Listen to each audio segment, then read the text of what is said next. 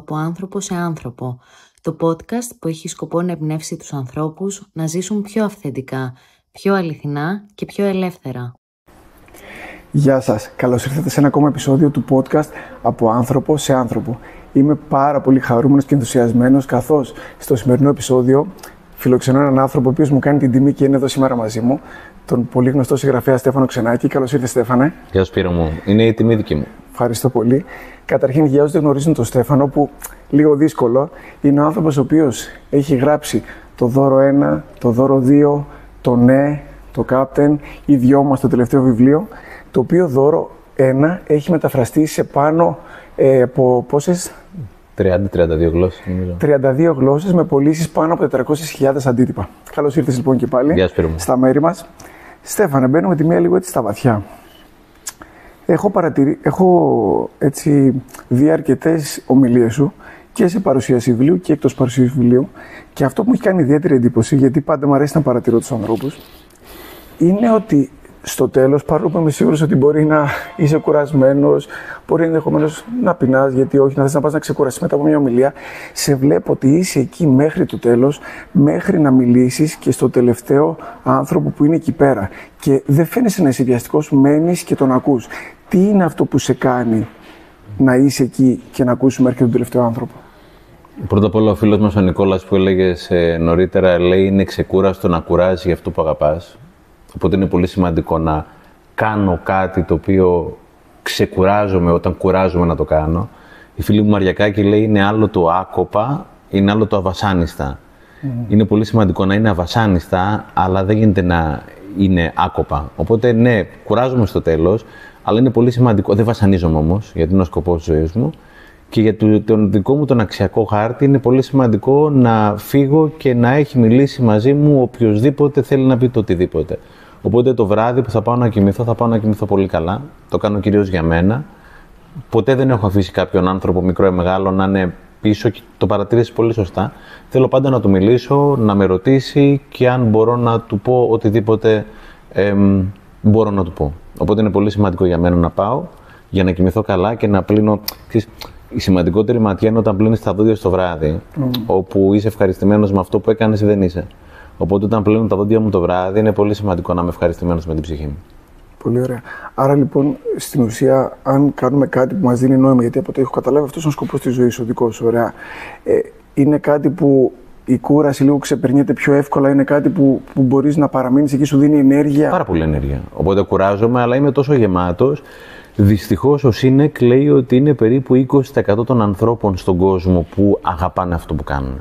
20. Το 80% ή δεν το αγαπάνε ή κάποιες φορές και το μισούν κιόλας.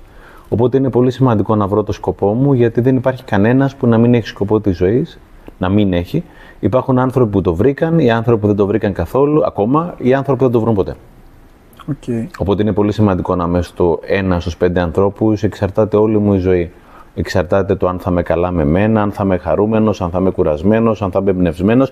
Και αυτό το κομμάτι το φέρνω και σπίτι μου. Στη σχέση με τον άνθρωπό μου, με τα παιδιά μου, με τον εαυτό μου, με τις δημιουργίες μου. Είναι πολύ σημαντικό να επιτέλους να βρω αυτό το οποίο με παθιάζει και μου κάνει καλό στην ψυχή μου. Okay. Είναι απαραίτητο, δεν είναι απλώς καλό. Είναι ζήτημα ζωής και θανάτου. Αν μου επιτρέπετε η έκφραση. Πάρα πολύ καλά το λες. Είναι ζήτημα ζωής και θανάτου να βρω αυτή την αποστολή μου. Δεν υπάρχει κανένας άνθρωπος που να μην έχει αποστολή. Μπορεί η αποστολή να μεγαλώνει στα παιδιά σου. Μπορεί η αποστολή να βοηθάς τους ανθρώπους στην Ελλάδα ή στον κόσμο. Φτωχούς, άστεγους, δεν ξέρω τι. Μπορεί η αποστολή να δημιουργήσει επιχειρήσεις. Μπορεί να καθαρίζεις πάρα πολύ καλά ένα ξενοδοχείο όπως είμαστε εδώ πέρα. Μπορεί να είσαι δάσκαλος, σκουπιδιάρης, οτιδήποτε. Αλλά καθένας έχει την αποστολή. Δεν υπάρχει άνθρωπος που να μην έχει αποστολή. Υπάρχουν άνθρωποι οι οποίοι δεν έχουν βρει την αποστολή τους, αλλά άνθρωπος που να μην έχει αποστολή δεν υπάρχει. Εσύ πότε και πώς τη βρήκες τη δική σου αποστολή σε αυτόν τον κόσμο? Ψάχνοντας, νομίζω η αποστολή, ο σκοπός της ζωής είναι κάτι το οποίο για όποιον πιστεύει και σε προηγούμενες ζωές δεν έρχεται τυχαία σε αυτή τη ζωή. Ερχόμαστε σε αυτή τη ζωή με κάποια ταλέντα, με κάποιες προδιαθέσεις, με κάποια skills, κάποιες δεξιότητες, κάποια πράγματα που γουστάρουμε ιδιαίτερα πιο πολύ από τα άλλα. Και από εκεί και πέρα η αποστολή είναι αυτό το οποίο σε κάνει χαρούμενο. Όταν ακούω ανθρώπους να μου περιγράφουν τι είναι αυτό που γουστάρουν να κάνουν την ώρα που σκάει ένα χαμόγελο 5χρονο, ξέρω ότι εκεί πέρα είσαι. Η αποστολή είναι αυτή που όταν δουλεύεις επάνω σε κάτι, νομίζεις ότι δούλεψες μισή ώρα, αλλά έχεις εργαστεί, καλύτερα εργαστεί, όχι δουλεύω. Έχεις εργαστεί μισή ώρα, αλλά μπορεί να έχεις εργαστεί 10 ώρες.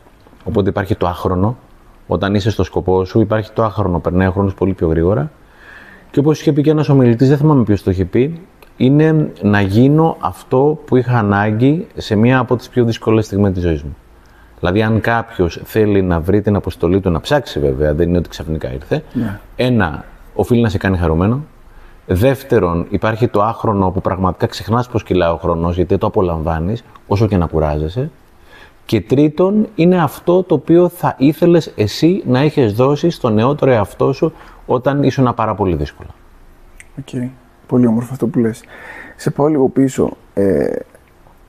Έχουν αυτοί οι άνθρωποι που κάθονται μέχρι τελευταία στιγμή καρτερικά εκεί πέρα, οι 2, 3, 4, 5 τελευταίοι, με υπομονή που κάθονται και εσύ αντίστοιχα εσύ εκεί να τους ακούσεις.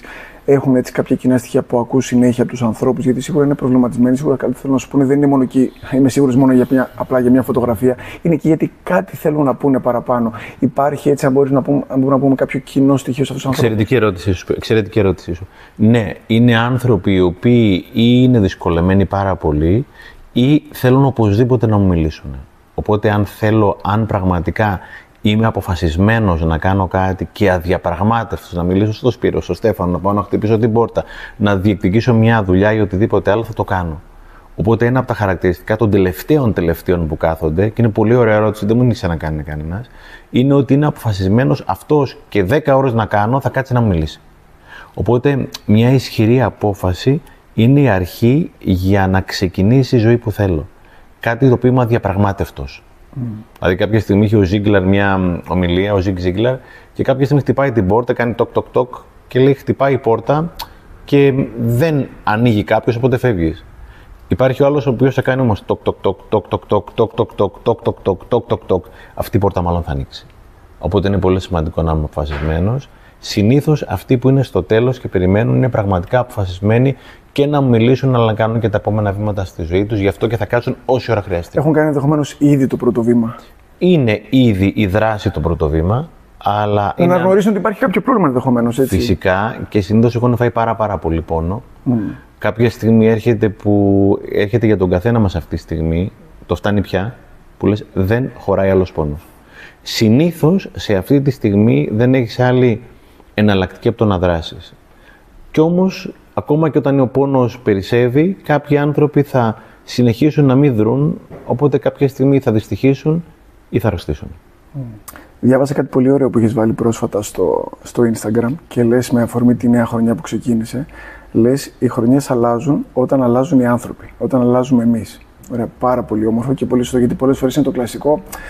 Συγγνώμη για την έκφραση, έχω βαρεθεί να το ακούω κάθε χρόνο και το έχω κάνει και εγώ στο παρελθόν. Δεν το παίζω έτσι τέλειος. Να φύγει αυτή η χρονιά, όσα μας έφερε. Η χρονιά πάντα, όπως έλεγε πολύ ωραία ένας κοινός μας δάσκαλος, δεν τον έχουμε γνωρίσει από κοντά, ο Jim Rohn, έτσι, έλεγε ότι κάθε χρονιά φέρνει και opportunities και ευκαιρίες και προβλήματα. Κάποιες φορές έχει λίγο παραπάνω προβλήματα. Τα τελευταία 6.000 χρόνια που έχουμε καταγεγραμμένη την ανθρώπινη ιστορία. Κάποιες φορές λέει λίγο παραπάνω προβλήματα, λίγο παραπάνω ευκαιρίες. Αλλά πάνω κάτω είναι το ίδιο. Το θέμα είναι εμείς τι κάνουμε. Ερώτηση λοιπόν πάνω σε αυτό το πολύ όμορφο που είπες. Δώσ' μας έτσι, αν μπορείς, δύο, μου αρέσει η λέξη συμβουλή, δύο προτροπές, δύο πράγματα που προτείνεις, μία πολύ απλή και εύκολη αλλαγή που οποιοδήποτε μπορεί να την κάνει για να κάνει τη χρονιά αυτή καλύτερη στο τέλος του χρόνου, και στη συνέχεια μία για τους πιο θαραλέους που θέλει λίγο πιο πολύ θάρρος και δύναμη παραπάνω. Το πρώτο το απλό είναι όταν είσαι ανάμεσα στο να κάνεις ή να μην κάνεις κάτι, αν αυτό το κάτι είναι εντός νόμου και ηθικής και δεν είναι παρορμητικό, κάντο. Δράση. Σήμερα έχω μια ομιλία, γι' αυτό είμαι στο Ηράκλειο, και μαθαίνω ότι μία κυρία από αυτές που θα είναι εδώ είναι η πρώτη φορά στη ζωή της που θα έρθει μόνη της, δεν μπορούσε ο άντρας της να έρθει, οπότε είπε ότι εγώ θα πάω. Έκλεισε ένα δωμάτιο στο ξενοδοχείο εδώ πέρα να μείνει, τόλμησε κάτι που δεν είχε ξανατολμήσει μέχρι τότε. Ίσως μετά από 5, 10, 20 χρόνια από τη συγκεκριμένη ημερομηνία, όταν αυτή η κυρία θα κάνει μια αναδρομή, μπορεί αυτή η απόφαση να είναι αυτό που άλλαξε τη ζωή της. Γιατί η ζωή αλλάζει με φαινομενικά ασήμαντες επιλογές που είχα πάει σε ένα σχολείο και το έχω σήμερα στην ομιλία και λέει κάθε τι είναι ασήμαντο αν το καλοσκεφτείς, αλλά είναι σημαντικό να το κάνεις. Οπότε, όταν είναι κάτι και σκέφτεσαι να το κάνεις, εσύ μου έστειλες ένα μήνυμα, να βρεθούμε για τη συνέντευξη. Σου απάντησα, μου ξαναέστειλες. Είναι πολύ σημαντικό να κάνεις αυτό το πράγμα που ξέρεις ότι πρέπει να κάνεις.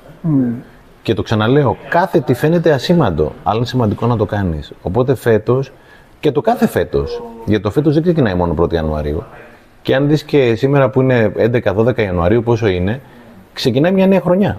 Η χρονιά η οποία είναι 12 Ιανουαρίου με 11 Ιανουαρίου του χρόνου. Σωστά. Οπότε κάθε στιγμή αλλάζει δυνητικά η ζωή σου, αν θες να κάνεις κάτι. Οπότε κάντο, θα μετανιώσει αυτά που δεν έκανες, φίλε. Και η ζωή είναι πολύ σύντομη για να μην τολμάω να κάνω κάτι το οποίο το έχω μέσα μου και γίνεται πόνος. Γιατί όχι, που έλεγες πολύ ωραία στην ομιλία που είχατε πρόσφατα. Βέβαια. Γράφω τώρα ένα καινούριο βιβλίο, λέγεται Λεξικό. Θα είναι 100 λέξεις, 100 ιστορίες. Και είναι ο δικός μου ο τρόπος να εξηγήσω κάποια λέξη μέσα από ιστορίες. Και μία από τις λέξεις που έγραψα είναι η λέξη γαμότο. Ο καθένας μας έχει ένα γαμότο. Ένα πόνο, κάτι που τον πονάει, τον τζιγκλάει μέσα του. Κάντο. Το πολύ να μην πάει. So what? Όπως έλεγε πολύ ωραία στην γνωστή ομιλία αυτή τη Jobs, ούτως ή άλλως οι τελείες ενώνονται κοιτώντας πίσω, όχι κοιτώντας μπροστά. Δεν μπορεί να ξέρεις από πριν τι θα οδηγήσει σε τι. Ωραία, άρα η μία είναι αυτή που είναι έτσι απλή. Μία έτσι για τους πιο θαραλέους, μια αλλαγή για την καινούργια χρονιά που θα τους βοηθήσει να. Θα έλεγα κάτι διαχρονικό, αυτό που λέγει ο Μάρκος Αβρίλιος, εν τον σκάπτε. Όλο αυτό το οποίο ψάχνεις όλη τη ζωή έξω σου, φίλε, είναι μέσα σου. Να κοιτάξουμε πιο πολύ μέσα μας. Δούλεψε με τον εαυτό σου, τα έχεις όλα μέσα σου. Το έχεις αυτό που θέλεις. Μην το ψάξεις έξω. Μέσα ψάξεις το. Δούλεψε με ειδικούς, παρακολούθα ψυχοθεραπεία, παρακολούθα coaching, δεν ξέρω τι κτλ. Δούλεψε με τον εαυτό σου. Έχεις ένα κήπο μέσα σου, ο οποίος θέλει να τον καλλιεργήσεις, να τον ποτίσεις, να τον λιπάνεις, να τον αγαπήσεις. Δούλεψε με το μέσα. Όλα αυτά που θες είναι μέσα σου. Πολλές φορές όμως βλέπω, το έχω δει και με τον εαυτό μου και με άλλους ανθρώπους. Πολλές φορές, επειδή ξέρουμε ότι μέσα πέρα από τον όμορφο κήπο που λες, έχουμε και τα αγκάθια, πολλοί κόσμος δεν κάνει το βήμα συνειδητά ή συνείδητα να πάει σε ένα ειδικό γιατί φοβάται τα αγκάθια που θα βρει. Αλλά αυτά όμως δεν είναι στο τέλος της ημέρας που θα σε οδηγήσουν να ομορφύνεις τη ζωή σου. Η φίλη μου η Βένα η Καλογύρου λέει ότι ο δράκος έχει δύναμη στο σκοτάδι. Οπότε αυτό το αγκάθι που φοβάσαι το έχεις μεγενθύνει, φίλε, το έχεις κάνει τιτανικό. Δεν είναι τόσο μεγάλο. Στο τελευταίο βιβλίο έλεγα κάποια στιγμή ότι αυτό κάνουμε σε όλη μας τη ζωή. Φοβόμαστε, νομίζουμε ότι είναι ελέφαντες και όταν πας να δουλέψεις με αυτό το πράγμα που σε πονάει, κατάλαβες ήταν ποντικάκι τελικά. Είναι τεράστιος ο πόνος και τα σενάρια που κάνει το μυαλό με όλο αυτό το πράγμα. Και λέγει ο Ναθάνιελ Μπράντεν, ένας ψυχοθεραπευτής που δεν ζει πια, έχει γράψει πολλά βιβλία για την αυτοεκτίμηση και είχε πει ότι self-distraction is best performed in the dark. Η αυτοκαταστροφή επιτελείται ιδανικά στο σκοτάδι. Φως. Όταν φωτίσουμε λοιπόν αυτό που φοβόμαστε, το δράκο που πολύ ωραία είπες, θα κάνει πίσω, θα αρχίσει να κάνει πίσω. Θα το κάνει μυρμηγκάκι πρώτα απ' όλα. Δηλαδή το σενάριο, και το λέω εκ πείρας και δεν είμαι επαγγελματίας, είναι expert το μυαλό να κάνει σενάρια υπερβολικά, να μεγενθύνει τους φόβους και τελικά να μυρμηγκάκι και να λες ρε φίλε, αυτό ήταν τώρα 50 χρόνια. Μου θύμισες τώρα όταν είχα κάνει, το είχα χθες και μάλιστα κουβέντα με μια φίλη, όταν έκανα την πρώτη μου πτήση για Αμερική, έλεγα, γιατί είχα λίγο έτσι ένα θέμα λίγο με τα αεροπλάνα και λέω 11 ώρες θα αντέξω, θα πάθω κάτι εκεί μέσα, θα γίνω γνωστός όλο το. Έκανε. 5 λεπτά πριν μπω στο αεροπλάνο, είμαστε στη Γερμανία, από Γερμανία για Μαϊάμι. Έλεγα, μήπως να κάνω πίσω, μήπως δεν υπάρχει λόγος, δεν πειράζει. Και μπήκα μέσα και τελικά ήταν η πιο καλή πτήση ειλικρινά που έχω κάνει στη ζωή μου. Και ήταν 11 ώρες. Και αυτό που λες, δηλαδή ήταν ελέφαντας και όλο και γιγάντωνε. Και μόλις όμως πήγα και έκανα το βήμα, είναι αυτό που εκείνη τη στιγμή χτυπάει η καρδιά σου και ξαφνικά, ξέρεις, κάνεις το βήμα και περνάς από το φόβο στην πράξη και σε οδηγεί σε κάτι πολύ πιο όμορφο. Και εκεί έξω είναι η ζωή, έτσι. Ναι, και μόνο που θα κοιταχτείς το βράδυ που έπαιρνες τα δόντια. Ένιωθα τόσο περήφανος ειλικρινά όταν ήμασταν εκεί. Ένιωθα, δηλαδή, δεν ξέρω, σαν να είχα ψηλώσει. Η σημαντικότερη ματιά είναι αυτή που στον καθρέφτη όταν πλύνεις τα δόντια το βράδυ. Αφού ακόμα και τώρα το σκέφτομαι. Μπράβο, Σπύρο, με έκανες πολύ καλά. Λοιπόν, μιας και το λες αυτό για το μέσα μας, μια αλήθεια που πιστεύεις ότι είναι μπροστά στη μύτη μας ή μέσα μας και αν τη βλέπαμε θα κάνει τη ζωή μας καλύτερη που το αγνοούμε. Σίγουρα δεν είναι μόνο μία, αλλά αν είναι μία που είναι μπροστά μας και πες την αλήθεια σου. Ο καθένας μας έχει μία αλήθεια που την έχει κάπου κρυμμένη μέσα του. Ανάδειξε την. Είναι η αλήθεια σου. Πώς το λέει μια φίλη, λέει ότι η αλήθεια λέει είναι σαν το ενόπνευμα. Στην αρχή τσούζει, αλλά μετά κάνει καλό. Είναι πολύ σημαντικό. Ο καθένας έχει αλήθεια και δυστυχώς το διάβαζα κάπου, δεν είναι δικό μου. Το είχα και αυτό στο τελευταίο βιβλίο, δεν θυμάμαι ποιος το είχε πει. Λέει: οι περισσότεροι από εμάς θα πεθάνουμε μοναδικοί, αλλά θα γεννηθούμε μοναδικοί, αλλά θα πεθάνουμε αντίτυπα. Οι περισσότεροι θα γεννηθούμε, όλοι θα γεννηθούμε μοναδικοί. Οι περισσότεροι θα πεθάνουμε αντίτυπα. Πες το, ρε φίλε. Είναι τόσο κρίμα αυτό. Πες το. Πες το. Στον εαυτό σου πρώτα απ' όλα. Ό,τι και να είναι αυτό. Ό,τι και να είναι. Μπορεί να έχει να κάνει με το σεξουαλικό σου προσανατολισμό. Μπορεί να έχει κάνει με τη σχέση με τη μάνα σου, με τον πατέρα σου, με τον εαυτό σου. Να είναι ένα τραύμα. Μίλα με έναν ειδικό άνθρωπο. Βγάλ' το από μέσα σου. Πάρε ένα τετράδιο. Γράψε αυτό το πράγμα. Θα αρρωστήσεις. Έβλεπα πρόσφατα με τα παιδιά μου την ταινία το Karate Kid, το original. Ναι. Με τον Μίστερ Μιγιάκη και με τον μαθητή τον Λαρούσο. Και του λέει ο μαθητής του, τώρα πλέον το είδα σαν γονιός, και του λέει: πότε ξέρω αν είναι σωστό, ρωτάει στο δάσκαλό του.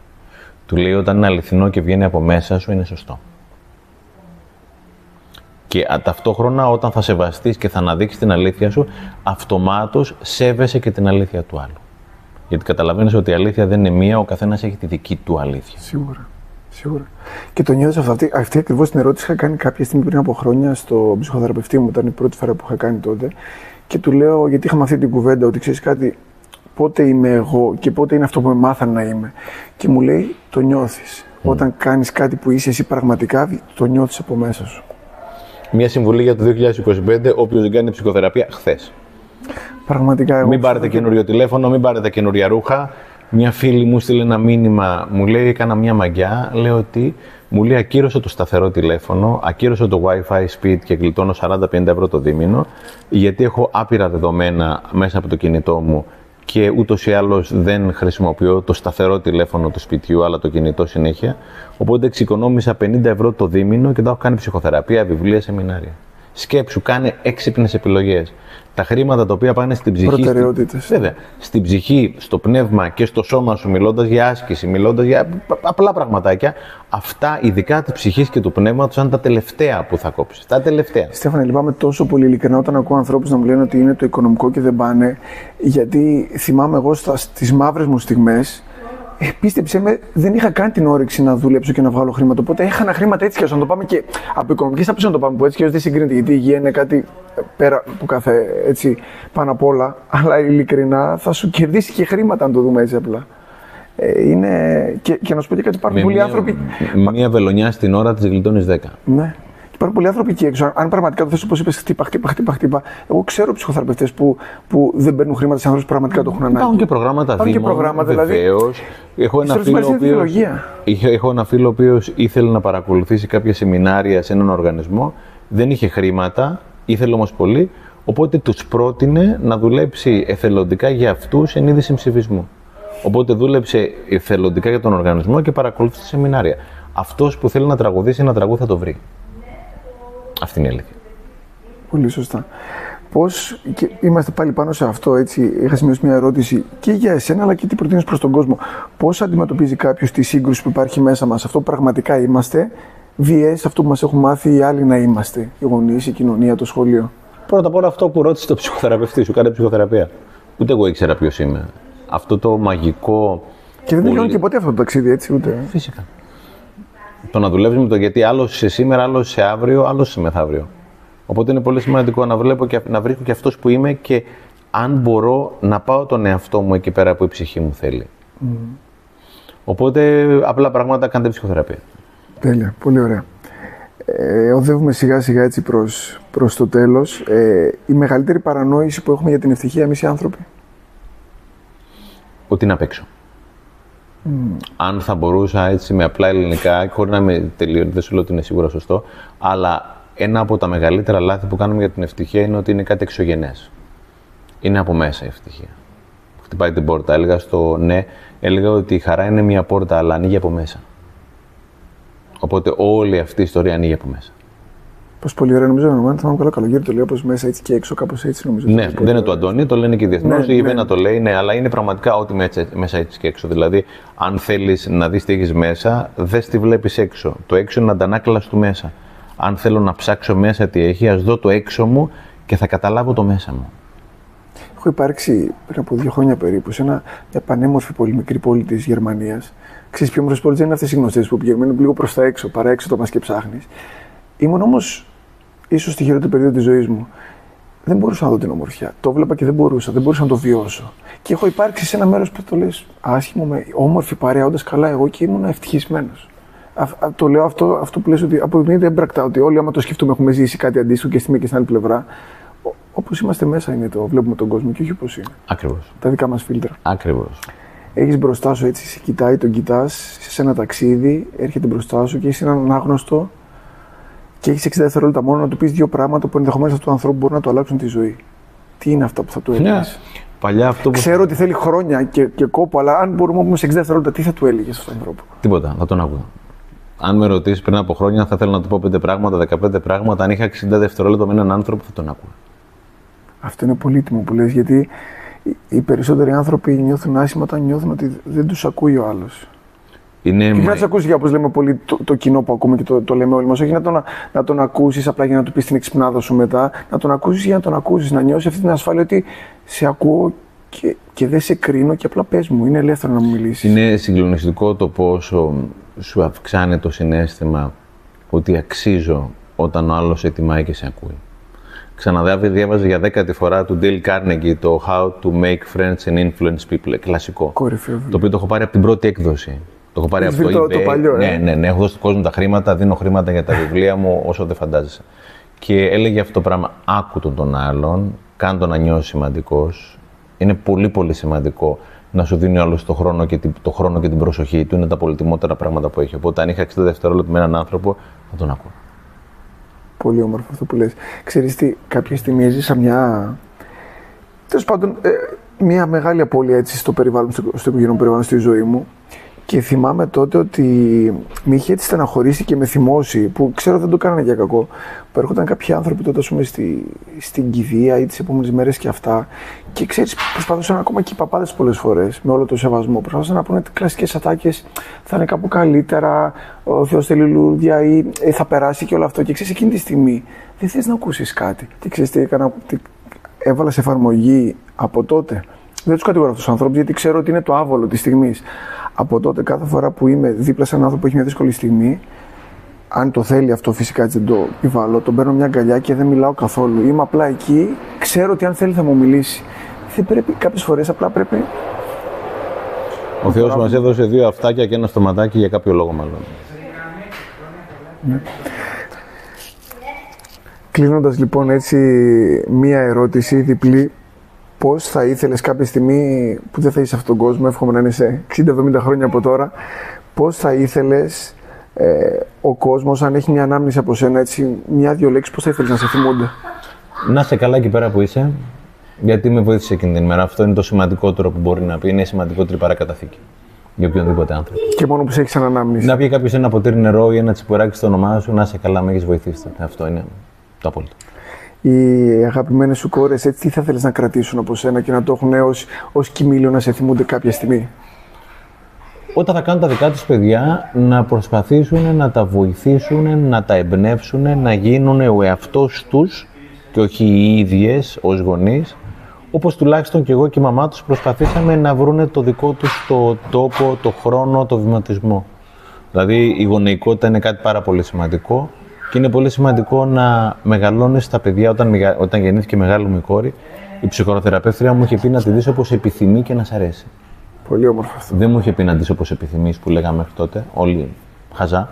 Όχι όλοι, πολλοί από εμάς. Οπότε θα ήθελα, αν μπορώ να τις παραδειγματίσω, να βρουν τα δικά τους πατήματα και σαν άνθρωποι, σαν γονείς, σαν επαγγελματίες, να ζήσουν τη δική τους ζωή. Και όχι τη ζωή των γονιών τους, έτσι. Ούτε των γονιών, ούτε του φίλου της, ούτε του φίλου της. Άλλο να συμπορεύομαι, να αγαπάω κτλ. Και άλλο να έχω την ανάγκη. Είναι άλλο να θέλω κάτι, είναι άλλο να το έχω ανάγκη. Το να το θέλω είναι καλό. Το να το έχω ανάγκη δεν είναι καλό. Οπότε και εγώ έχω τον άνθρωπό μου, έχεις τον άνθρωπό σου. Τον αγαπάς, θες να είναι ευχαριστημένος, δεν έχεις την ανάγκη να είσαι εκείνος για να είσαι και να είναι ευχαριστημένος. Μπουρδουκλένονται πολύ τα πράγματα έτσι. Ζεις τη ζωή σου, φίλε. Στέφανε, ευχαριστώ πάρα πολύ ειλικρινά για το χρόνο σου. Εγώ, ευχαριστώ. Εγώ. Αν σας άρεσε αυτό που είδατε, μοιραστείτε το με φίλους και γνωστούς. Αξίζει, είπε πολύ όμορφα πράγματα ο Στέφανος σήμερα, για να είμαι ακριβής και σωστός. Θα τα πούμε σε ένα από τα επόμενα επεισόδια του Από Άνθρωπο σε Άνθρωπο. Καλή συνέχεια.